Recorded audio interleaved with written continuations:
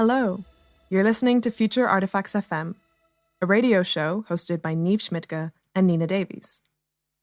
Earlier this year, several radio frequencies were discovered airing a collection of broadcasts. At first, they sounded like regular news stories and interviews. They felt familiar, but also not quite belonging to our present.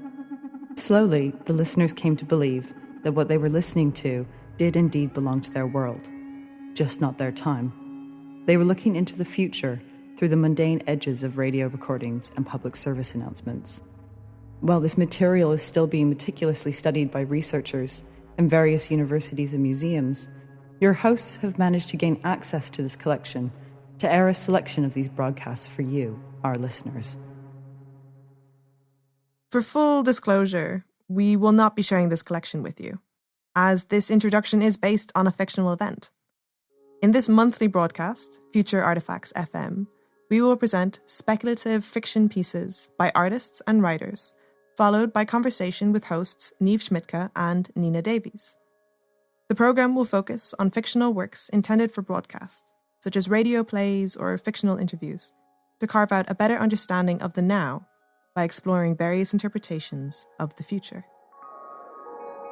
Okay, welcome back to Future Artifacts. This is episode 21, and today we've got a new thing that we're doing, which is going to be a two-part episode, which is really exciting, and it's with our lovely host Niamh's work called Pulling Blood from a Stone.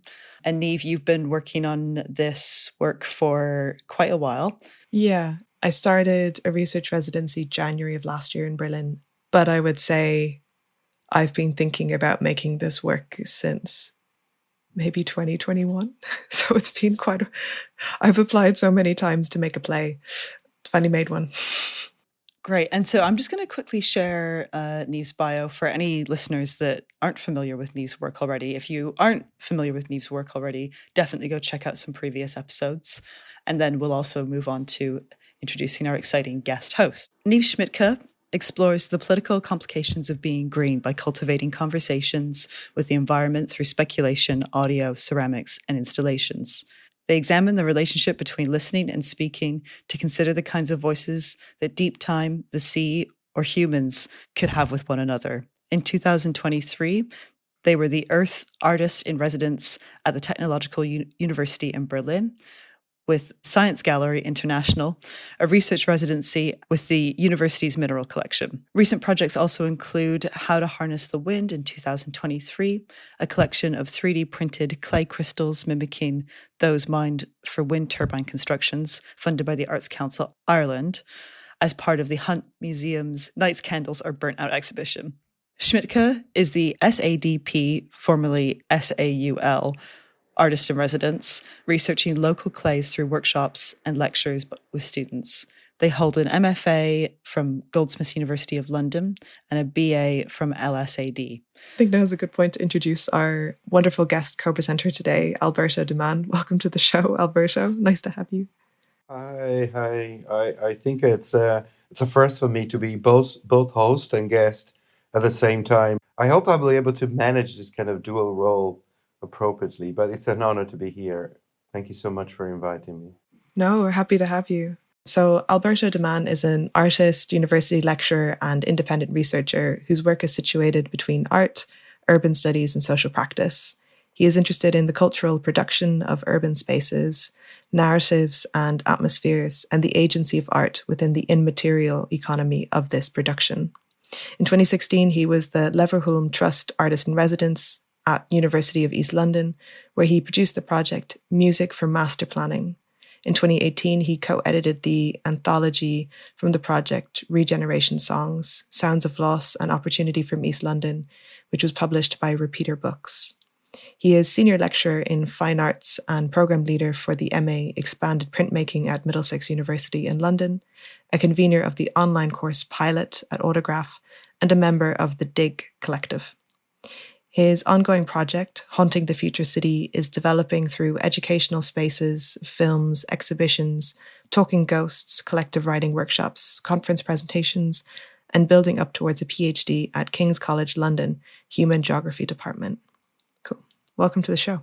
Thank you. Thank you. I'm feeling very welcome. Before we head into the work, I think it's probably worth saying, because we're doing this as a 2-part episode, because the work is longer than our usual format, which is like usually maximum 15 minutes. So the entire work is around, is it 24 minutes? It's longer. So the entire piece is about 35 minutes in English. I should say that, so this work's been made as part of a research residency, which is called the Earth Residency, and it's the third part of this Earth, Water, Sky trilogy, which has been curated by Ariane Cook and funded by Fondation Didier et Martin Primat in collaboration with Science Gallery International. So the previous 2 iterations were with Science Gallery Venice, and this version is with Science Gallery Berlin. It's been a long-standing research project, and the result of that led to this commission, which is Pulling Blood from a Stone. The installation's probably going to be a little bit longer. As you'll listen to the piece, there is those slight distinctions between work in a space and work on headphones. But yeah, we kind of were talking about it and we're like, 35 minutes is very long. There'd be no conversation. So we decided to split it into a double bill. And then you'll have to tune in to the next episode, which will air in 2 months' time. Is there anything, before we go into the work, Niamh, is there anything you want to say about how you want listeners to experience the work? I prefer listening to it on headphones, but it's up to you. But I would say listen with an open mind. This first half is, I would say, quite poetic and open. So yeah, listen with an open mind. Great. Okay. Well, we'll see you on the other side after listening to the first 2 acts of Pulling Blood from a Stone. Bye.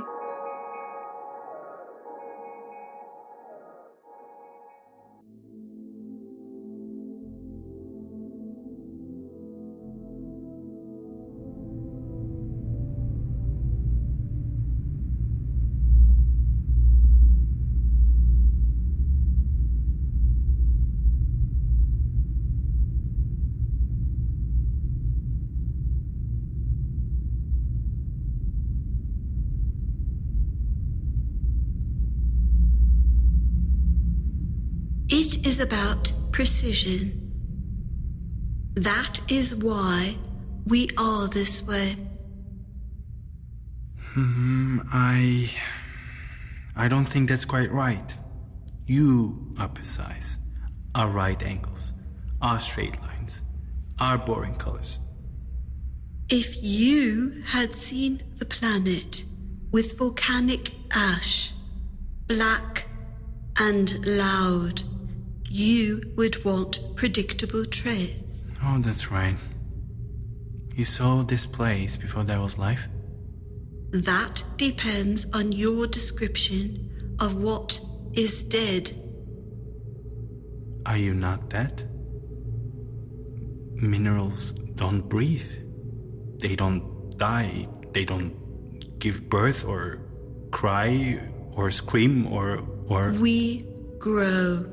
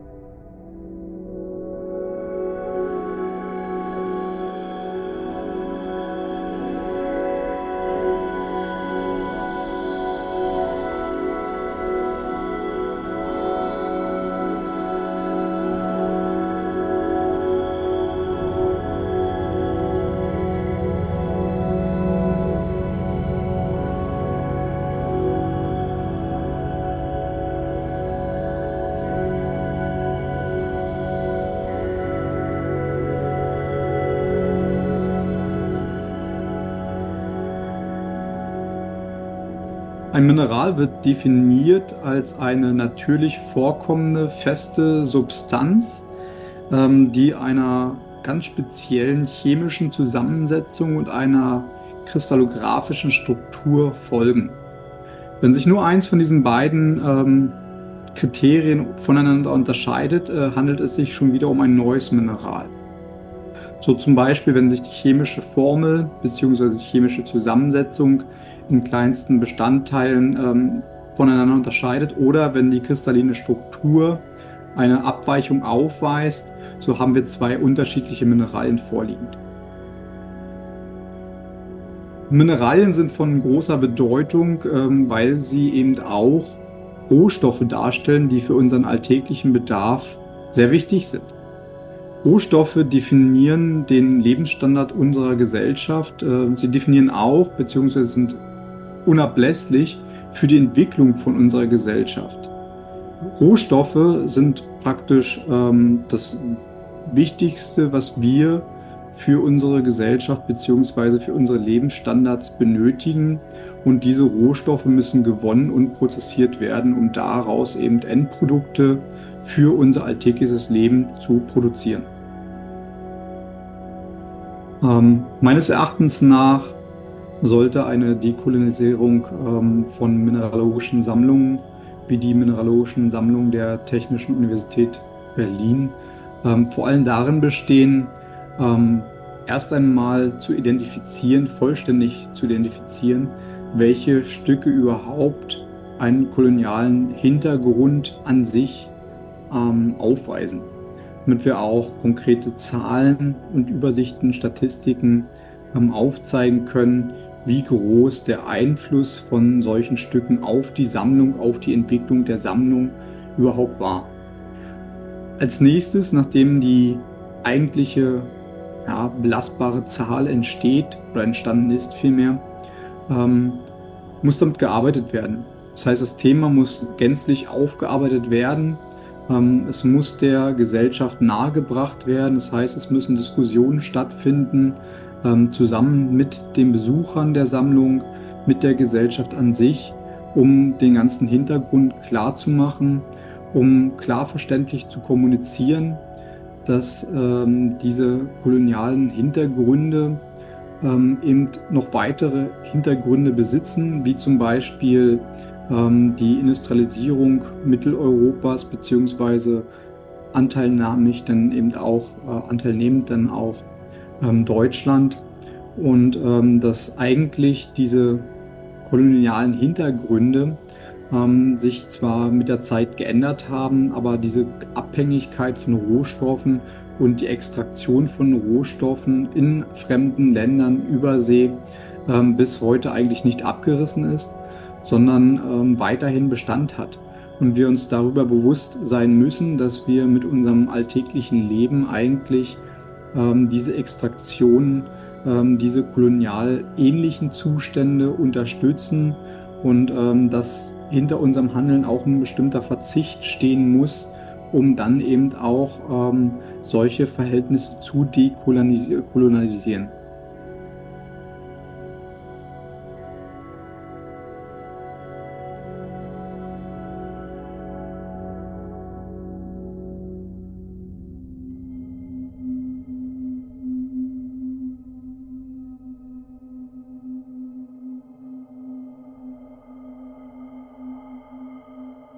Hello?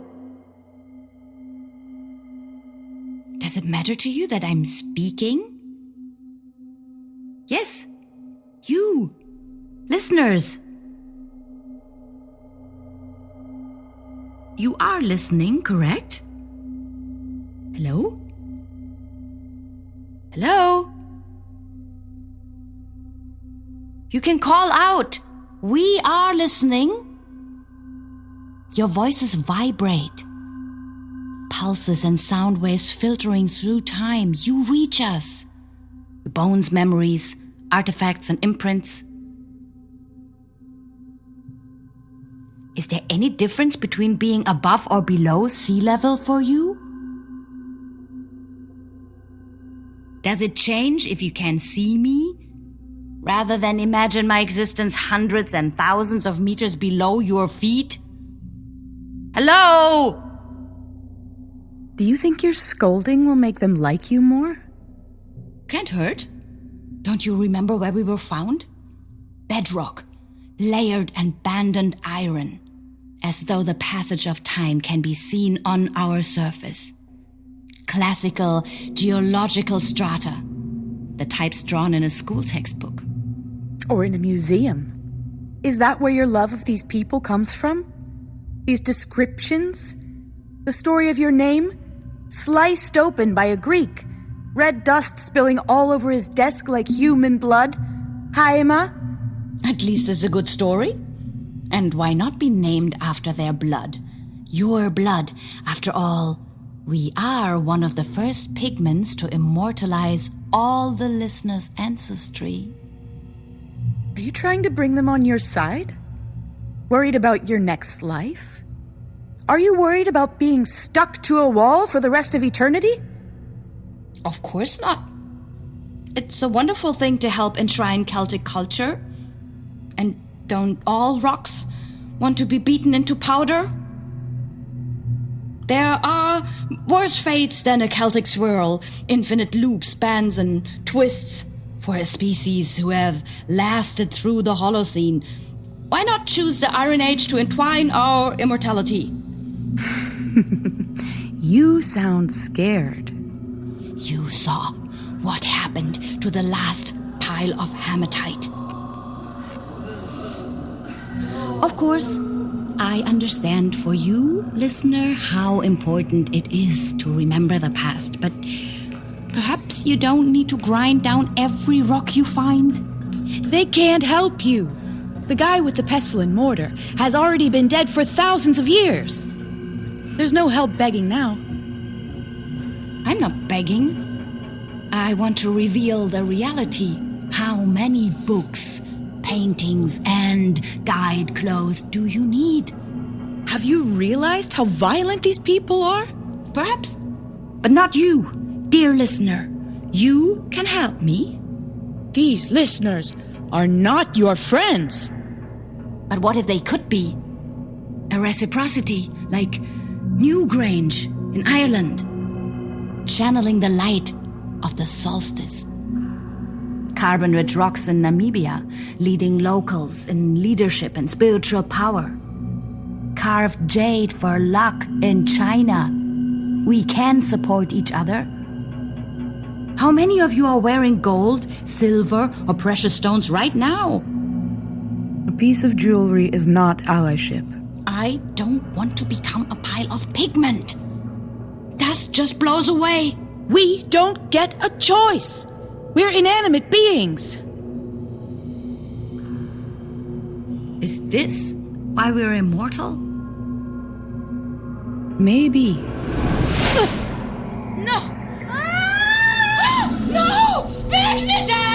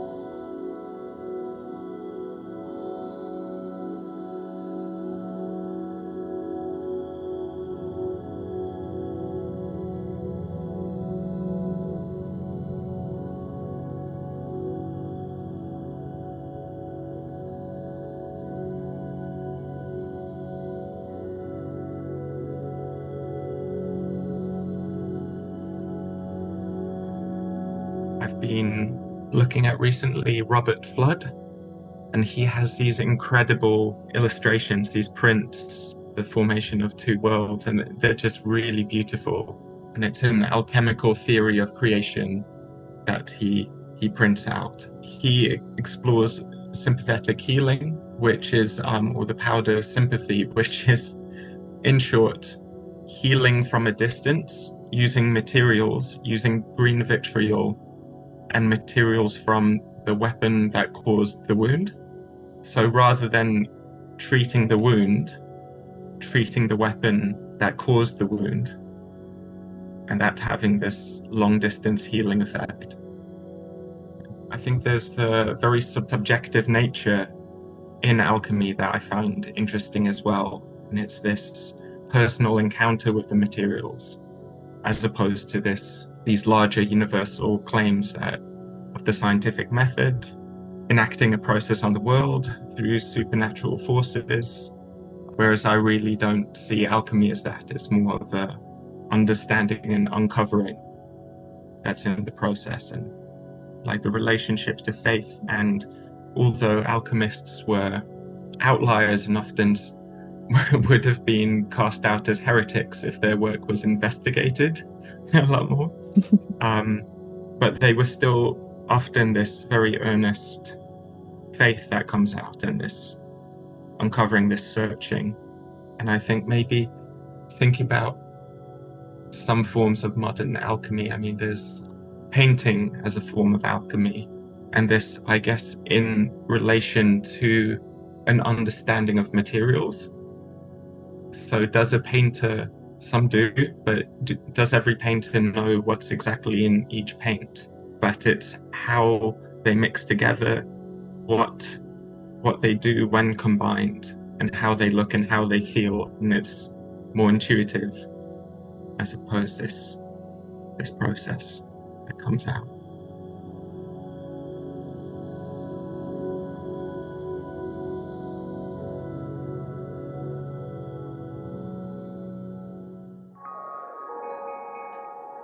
Welcome back. I hope you enjoyed listening to the first two acts of Pulling Blood from a Stone by our very own host, Niamh Schmidtke. So before I've got one question just to kick things off, Niamh. And I was wondering whether you could first explain what is happening in the conversation during the second intermission, which is, I'm assuming it's in German. And I was wondering whether you could sort of explain who we're listening to and what relationship do they have to this project. Yeah, of course. So I think one of the important things to kind of state about the research residency, for anyone who wants more context, we recorded an episode last year while I was in the middle of a research residency, which kind of talked about the partnerships and so forth. The important thing I'll say about that today is that I was working with a mineralogist, Dr. Johannes Giebel, who is the curator of the mineral collection at the Technological University of Berlin. And in this conversation, or kind of part of my interest in the work, was also giving space for people who had inspired or been part of the, let's say, research creative process behind the piece to also be in the piece. So it's a Zoom recording of a conversation I had with Johannes, where I was asking him kind of quite simple and then quite complicated questions. The first question was kind of, what is a mineral? Kind of, as a mineralogist, he's a lecturer, so kind of how would he describe it to a student? The second question is, why are they important? And you have everything from minerals being inside of our bodies, enabling our bones to be strong, to they make sure that batteries in mobile phones work so we can call each other, to they're the stone that holds up our buildings, to, the importance kind of is so manifold. And then the final question, which for me is maybe the most interesting and a good way to start opening up the piece, asked him, what does questions of things like repatriation look like in the collection for him as the curator? I kind of bring this up because one of my interests in working with the collection was thinking about colonial origins of mineral collections, quite often used as a way to demonstrate wealth, quite often stolen from countries that were colonies at the time. So particularly in this collection in Berlin, you see a lot of mineral samples from Namibia, which was the largest German colony in the early 1900s, late 1800s, early 1900s. And I was kind of asking him, what does a decolonial praxis look like? to you as the curator? And his answer is quite interesting. He's talking about how there's this need to identify objects from colonial places or taken through stealing or just through these kind of different odd types of like legislation or contracts that we all understand now to be also a form of colonial erasure, but weren't understood as such at the time. But also thinking about, and this is why I say it kind of opens up the piece, thinking about what those forms of colonial wealth enable us in the present in Europe, in Western Europe. So it's not just that we hold these historically colonial objects, but maybe thinking in the case of Germany, for example, what kinds of wealth or metals from Namibia enable a certain kind of architecture or a certain kind of building or a certain kind of train line to exist in their present that doesn't maybe exist in Namibia because of that coloniality. Well, yeah, I mean, in a sense, it's a segue from what Niamh was just discussing, and I think that you introduced the choice of leaving Johannes German speaking as a kind of almost as a consequence of you articulating your work across boundaries, national boundaries. But as I was listening to it, and I'm not sure, maybe that's a kind of a question in itself. I realized that we are straining our capacity of communicating through language because we are actually listening to a language that some of us understand, some of us don't. And because the communication with stone is all to do with bypassing language to an extent, I really enjoyed the fact that I didn't quite understand fully what Johannes was saying, although I knew the subject of it. And this sort of modes of delivery, I feel like he has gained another challenge, another form of ambitious form of writing a radio play that tries to go beyond language. I mean, how ambitious is that? I'm not sure, Niamh, whether you felt that was an accident, a happy accident, or something that you thought, oh yeah, this is what I want. The piece is kind of originally being made for a German exhibition, so kind of thinking about that audience. I mean, one of the things that kind of came up is that I've realized is my capacity to listen to languages I don't understand. I should say I'm half Swedish, so growing up I would always hear kind of family speaking to each other in a language I couldn't understand, and became quite comfortable with like 40-hour-long conversations in a language that I don't understand, and just kind of sitting there and listening to the sounds of it, the feeling of it, the tone of it. And even maybe more interestingly for this piece, this whole play is also recorded in German. All of the acted parts are performed in German as well. You understand your work very differently when you're reading it only through the emotion of a tone rather than an understanding of the words itself.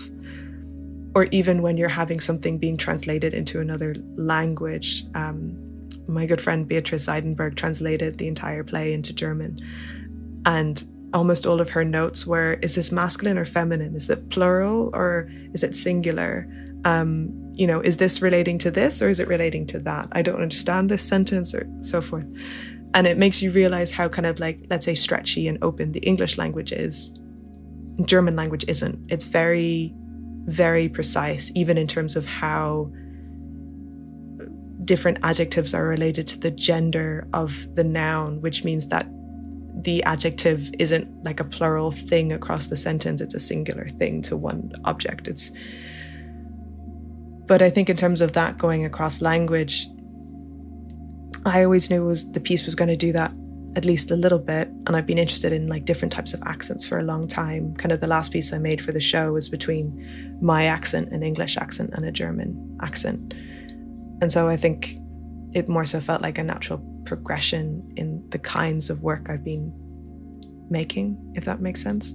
And then also colonial languages as well, kind of English and German being quite colonial languages. Yeah, okay. So in fact, actually, Niamh, I think I want to segue from where you left it, because it's really one of the things that attracted me the most to this kind of impossible task of creating a radio play that attempts to creates line of communication that wants to go beyond language, considering that seems to be all we have. One thing that really fascinated me in this attempt, and this very ambitious thing you're doing, is what possible means of communication with stones we have at our disposal, given that even amongst us we have blind spots in communications. And, you know, it seems to me that we need some really radical adjustments into what we understand as communication in order to even begin to engage with this asynchronous modes of communication, more sort of emotional channels of communications, sort of tactile modes of communications. You know, how do we bypass language and still prefer direct experience with stone, if there is anything as such that we can constitute, which seems to me one of the things that is suspended in the play. Even in the act 2, we hear two languages at once.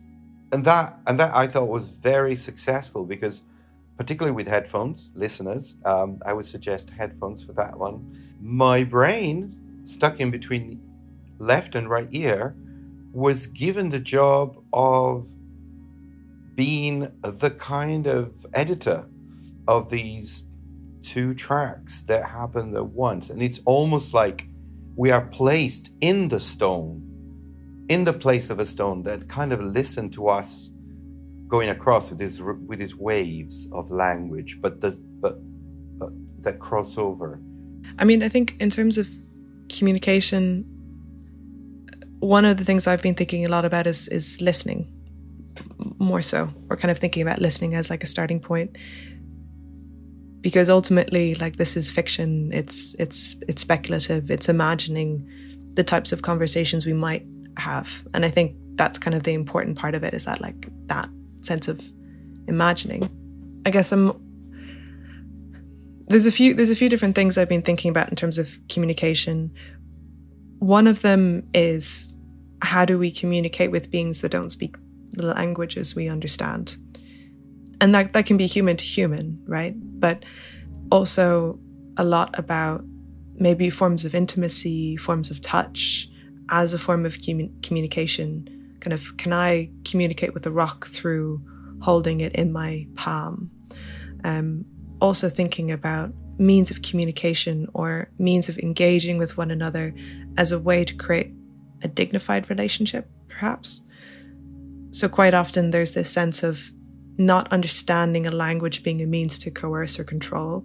And I'm trying to think about, particularly with minerals, not to sound too maybe woo-woo, but this sense of not having relationships or not understanding one another as being also a means that allows different types of, let's say, colonial extraction, but also contemporary mining, kind of the use of minerals. But I think when you think about communication, there's so many ways that minerals do communicate with us. The end of Act 2, where you hear these two minerals speaking to one another about culture, they're kind of waiting to be turned into pigment. At the very end of that, you hear this kind of guttural throat sound that kind of then almost like whistles out. And at the same time, I was looking at singing stones, which are these rocks that have large quantities of iron in them. And so depending on if you bang them with another kind of rock that's a similar density, people use them to play music as like these singing stones, and they emit this frequency that's kind of like hum. And maybe that's part of a way that we could think about a communication, that they're singing to us. But I think most importantly, it's, for me, that form of communication, it's not about getting something out of them. And that's why I've kind of relied on this form of anthropomorphization and kind of giving voice, or also theater. Kind of theater necessarily is fictional, or at least has to rely on some form of fiction. I'm not attempting to say that this is real. A lot of it's based off of scientific fact that identifies certain minerals, or it's based off of historical contexts. So you kind of can situate yourself in the relationship between minerals and humans. And that's kind of the focus point. It's not about minerals in their context. It's like minerals and us as people. And I think that communication could be as simple as going to a beach, picking up a stone and holding it in your pocket for a year because you don't want to let go of it. That's a form of communication. It doesn't have to be through voice the way that we're doing it right now. I think thinking about, let's say, a conversation where both sides are engaging with it, I haven't quite gotten there yet. This is kind of part of the step towards that. Of course, you can also look at many different Indigenous relationships to the environment. We talked about this in the last episode, the really great paper, Making Kin with the Machines, where they go through different Indigenous relationships across kind of the Americas. And they're talking about, what would my relationship be? How would I refer to someone? And I think that's maybe a good way, or one of the ways you can think about it. I guess I'm trying not to encourage you to just think about these Indigenous relations, especially if you're not, but what does that relationship mean to you? And it doesn't have to be a purely scientific one. It can be a bit looser, and it can start with just listening, touching, intimacy. In the second act, where the two minerals are discussing their sort of involuntary involvement in human culture, or playing a part in human culture, I was really interested by that, and I wanted to ask you whether you think that whether culture is something that's unique to animate beings. I don't want to say just humans, because I would say there's probably definitely studies about how culture exists amongst other beings. But do you think that culture is also something that could exist for rocks as well? And what would, I guess, like that redefinition of like what culture might be or mean? I think about, obviously I sort of come from a background of looking at culture with a specific lens of looking at dance and sort of the way that we move. And I guess I'm sort of interested in that idea of, even though it's a sort of a slow movement of minerals, like would that movement, could you consider that movement to be a form of culture? Are patterns a form of culture? I mean, part of thinking about culture for me in relationship to minerals is this traditional nature-culture binary of the two are separate.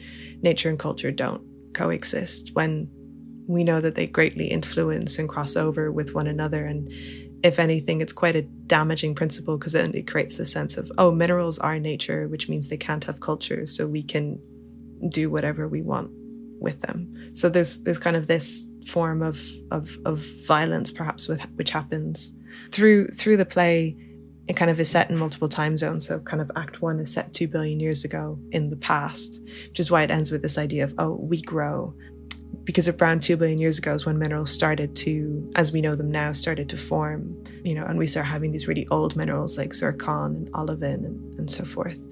By the time you get to Act 2, which is set in the Irish Iron Age, you get a relationship between humans and minerals that's extractive. I'm not saying that's inherently a bad thing, but I was trying to think about that moment where minerals would realize they were being used for something against their will, and what that might sound like.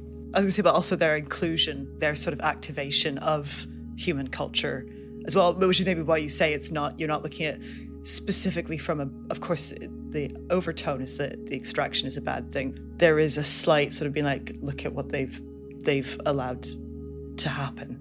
They've allowed for human culture to flourish and blossom. Yeah, and I think even it's like, if you had a choice to be part of a culture, like, would you want to be a piece of art, or would you want to be a weapon? Where are they the same, or where are they different? Part of it is also, I guess, trying to engage with like what those earlier relationships might be like before you get to this industrial, very capitalistic or neoliberal kind of relationship to materials. Because I think, as we'll listen to in the second half of the piece in the next episode, it gets much darker. But more so, if we're thinking about our relationship to minerals, kind of how do we define that relationship, and how might it be, let's say, more generous and generative? Are they stones arguing? Is that what they're doing? If only. I was first. No, you were not first. I was first. Yeah. I mean, I have to say as well, for Act 2, two incredible actors voicing it. There's a bunch of different things, obviously, that you think about when you write a play, but Act 2 was almost my like ode to Brechtian theatre. And in part, I was trying to maybe if we go back to that idea of like communication and perhaps collapsing time, you know, you have this kind of surround sound of this mineral hematite, which is named after human blood, as it says in the piece. Like hema is blood in ancient Greek, trying to plead with you to save them. And I was kind of trying to think about that idea of like, if you could reach through time and save something, what might you want to save? But at the same moment, maybe this interruption of a timeline whereby, but does that also mean that we lose certain forms of knowledge which have been captured through hematite? Kind of red iron oxide, which is the powder that hematite becomes, is used in ceramics to notate things such as like in ancient Greece, to notate myths and to kind of add stain into clay or to make paintings, or, you know, there's all these things of like huge cultural significance which we can point to on our present that come from a mineral past. And then when you get into this thing of, okay, if we think about minerals as maybe being animate or having autonomy, can we date those histories further to the origins of the materials that made them, or is it just the time at which they were used for paint, if that makes sense? I don't think I really have an answer to the culture question, but it's more, I was trying to kind of position those. And then there's also reference to kind of ancient sites, such as like Newgrange in Ireland, which has this little passage in the top of it that there's a channel that during the summer solstice and the winter solstice fills with light. The rest of the time the tomb is pitch black, and then at this moment you have this bright light that fills the entire chamber. And thinking about, you know, is that a kinship or a relationship between culture, humans, minerals, nature that is somehow like more beneficial? I think that there is a flow that is obviously this conversation is already entering into, which is culture and time, right? Let's say in terms of our agenda, I think that there is a central place of minerals in our culture, even in the existence of a notion of culture and human history, if you wish, because it's at a very basic level, without even form of exploitation, in a sense, or sort of form of exploitation of knowledge.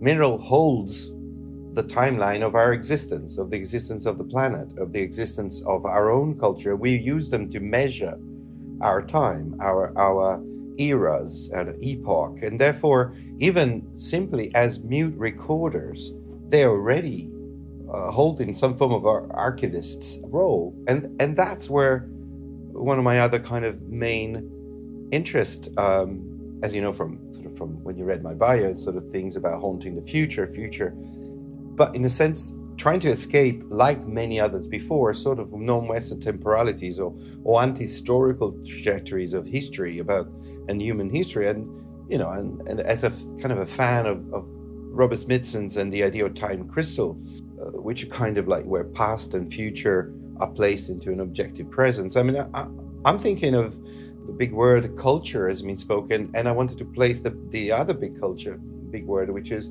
time, which is clearly where we are. You know, in a sense, the time of the radio play attempts to compress a geological time, which is exactly where the impossibility of communication sets itself into, the deep time. How do we even engage things that are way beyond our own timeline as human being? And what do you think, Niamh? I mean, it's your engagement with time through the geological, through the making the geological, in a sense, a present that has significance for us beyond this kind of like time measuring. I remain really fascinated about this, and you know, through our ongoing conversation, how much this has captured my imagination, mostly because there are politics of time, right? And we have to be really mindful of how the politics of time are used and mobilized and weaponized in all kind of way, racially. You know, there are ghosts in the stones that wishes to speak, for sure. When I originally applied to this, to be part of this project that I was interested in, and kind of when I alluded to it, that I've been thinking about this work since 2021. At the time, I was making a lot of work about climate bureaucracy and kind of environmental policies and how governments relate to being green and this kind of thing. And part of the issue that I kept on coming up against was these are planetary things that have taken a long time to unfold, or else if they haven't taken a long time to unfold, they've been kind of very specific big actors have made them happen. So thinking about things like all of the atomic bomb testing by the US in the 50s and 60s, and thinking about kind of the extremity of the Industrial Revolution in the UK in the 1800s, and these forms of acts on history that are kind of so dense but so impactful. Thinking about climate in the present, there's this need to kind of roll back and make sure that, you know, we don't reach over a certain degree of climate heating. And even if governments want to make policies that will do that or be drastic about that, their electoral term is 4 years, maybe max 8, depending on where you are in the world. How are you supposed to, let's say not reverse, but how are you supposed to attempt to heal hundreds of years of environmental violence within a 4-year political term? And then you go into deep time, it's like, how am I supposed to relate to a rock? And that kind of goes back to the conversation. That's why I was kind of interested in Act 2 and sort of almost breaking it with this Brechtian sense of like the minerals talking to you both from 500 BC, which is the Irish Iron Age, to the present, whenever the present is that you're listening to this work. Maybe it's today, maybe it's in a month, maybe it's in a few years, and so forth. I think one of the things I've kind of been thinking about is like recently the sense of rewriting history. So I kind of was reading articles about the Venice Biennale that just opened, and the head curator trying to present or maybe destabilize a Western canon of art by introducing lots of artists from South America, lots of Indian artists, lots of queer artists, multiple artists of color from all over the world, lots of artists from kind of Central Africa, in order to push out and say, you think that this is what modernism looks like, here's what was happening in India at the same time, as this kind of pushback against time. And maybe, as you say, also this kind of politics of time, or, you know, in art school, you get told this linearity of you have Renaissance art, and that leads to mannerism, and that leads to this colonial era of demonstrating our wealth, and that leads to a modernism and a postmodernism. And then we end up with contemporary art, which is supposed to be, I don't know, operating for the art market or something. Who really knows right now what it's operating for? And that's maybe why I also talk about kind of, let's say, these early periods of culture. Speaking about Irish culture, because that's what I understand as an Irish person. But trying to maybe interrupt that, and in terms of like collapsing time, how do we exist across, or how do we kind of scatter ourselves across it? I mean, even in the piece, as I kind of hinted at earlier, it sort of travels through time, starting 2 billion years ago to 500 BC, and then the next bits we'll hear go to kind of early 1900s in Namibia, and then we go to near future in Berlin. So these are all in different parts of time. In between these, you're hearing segments of Zoom conversations. So as I introduced earlier, kind of Johannes, this mineralogist, is speaking. The second account we have is from Nikolai Azariah, who's an artist based in London. Those are both set in the present. Those are both kind of different research topics set in the present, even though they're maybe talking about quite historical things.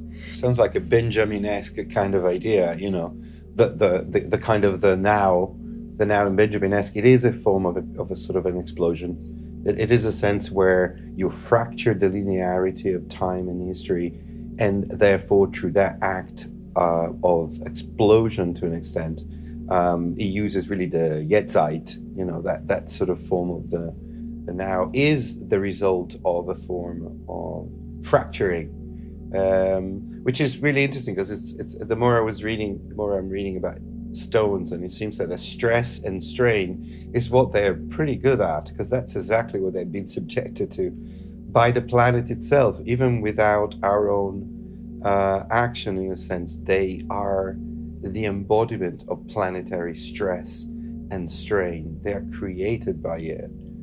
They're pretty good at operating under pressure. And I think especially especially right now when there is this kind of crisis about what's going to happen for the future of the planet, or politics feel like they're becoming more polarized and extreme. For me, there's this desire to kind of look back into history, maybe for answers to the present, but also kind of thinking about particularly our relationship with kind of sciences as being something that's come from colonial forms of extraction. It's like, how do I almost go back in time prior to that to reconfigure my own relationships? That's part of kind of the conversations, is kind of trying to create or like gather or imagine what these conversations might sound like. But it feels like it's coming at a moment where I'm kind of looking for something new, or I'm looking for this kind of connection which can maybe be more supportive or beneficial to, I think you had some question earlier about like, what is the good life for a mineral? What is the good life for me in the present? And maybe part of that is kind of digging back in time and thinking about what was that historically, what could that be in the present? How do I engage with those sets of time? Even in the act of sort of like writing this radio play, to try and choose different eras of human history to tell this story through in a 30-minute radio play. Like, how do you encompass everything? You can't. I knew when I started the play that I wanted to have something set in deep time, so pre-human history. I knew I wanted something in early human history. I knew I wanted something situated right in the middle of an industrial colonial era, and I knew I wanted something in the future. The early human history bit was the hardest to decide, because I was like, it's so broad, which is kind of why I centered on thinking about the Iron Age, because the two minerals speaking in that piece, magnetite and hematite, are both iron-rich minerals. So they're kind of they're smelted down to make iron objects. So it felt like an appropriate choice.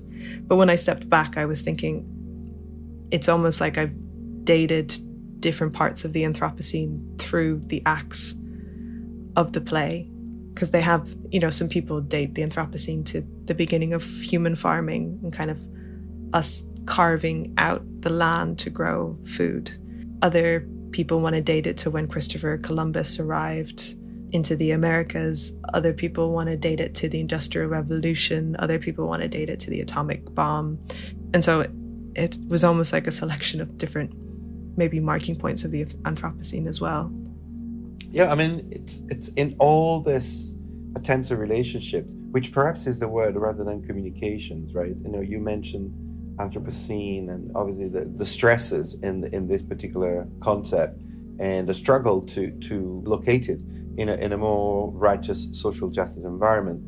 And actually Catherine Youssef, which has been one of your sources, the initial quote of the book is Edouard Glissant, Poetics of Relation. So there is clearly an attempt there to have a relationship. And if we want to therefore have a relationship which is beneficial to an extent to these inanimate beings that we have been companion with for the whole of our human life, and planetarily speaking, they've been our companion way before we even existed.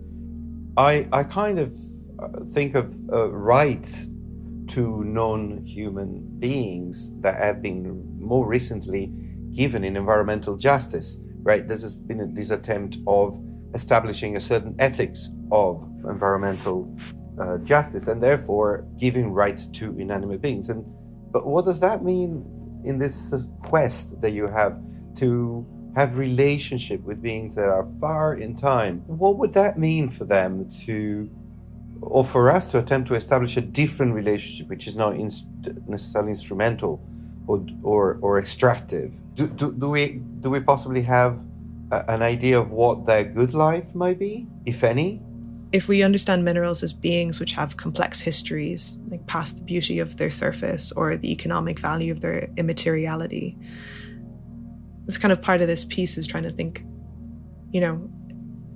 if you look at a mineral, like let's say you have an amethyst crystal, it's a very beautiful object, but it doesn't necessarily invite you, unless you're a scientist perhaps, I don't know, it doesn't necessarily invite you into the history of its own creation as a means of maybe understanding that history to create a relationship with it, or even that it is something which is much older than you, or something to gather respect or so forth.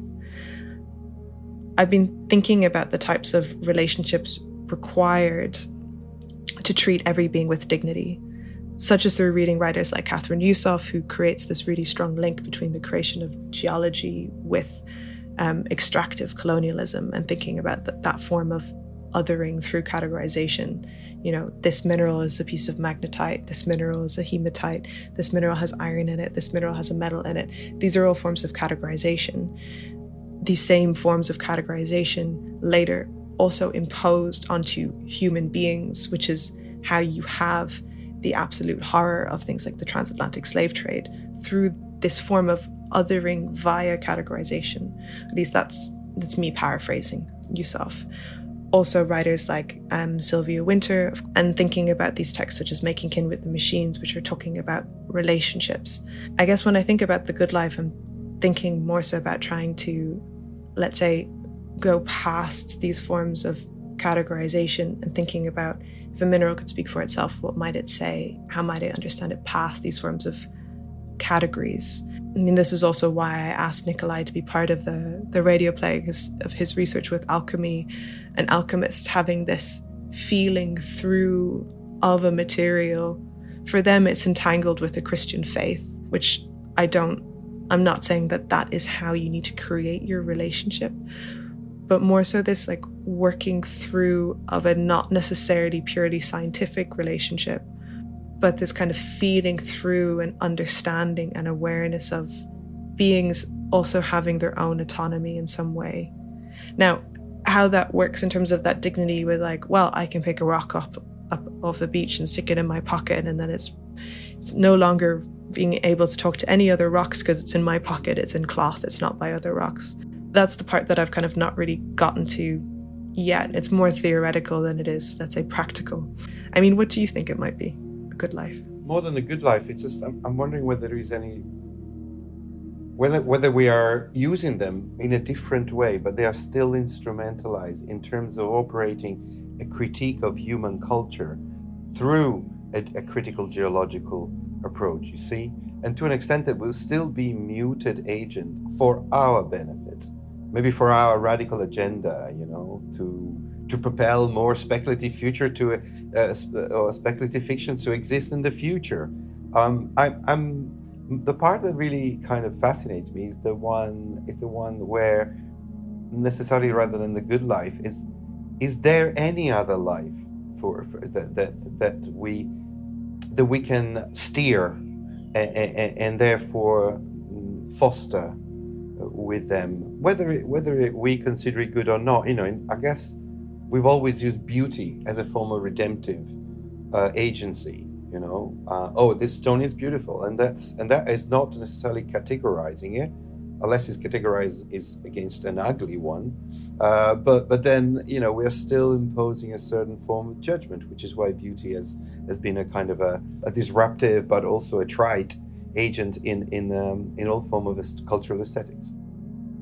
Unfortunately, I think we're going to have to stop there. But luckily, we've got a whole part 2, so it's to be continued. So for everyone who wants to hear the second part of the work, as well as the second part of the conversation, we will be releasing the next episode on 28th of July, which that will be the date it gets aired on RTM. And then we will be putting it through all our podcast channels. So we'll see you back then. If anyone is in Berlin and really, really can't wait, this piece is currently being shown in the Technological University of Berlin in their Universum exhibition space. And you can go and sit in the installation and enjoy it for as long as you want. How long is the show on until? From the 23rd of May to the 22nd of June. Great. We'll see you in 2 months. Bye. Bye.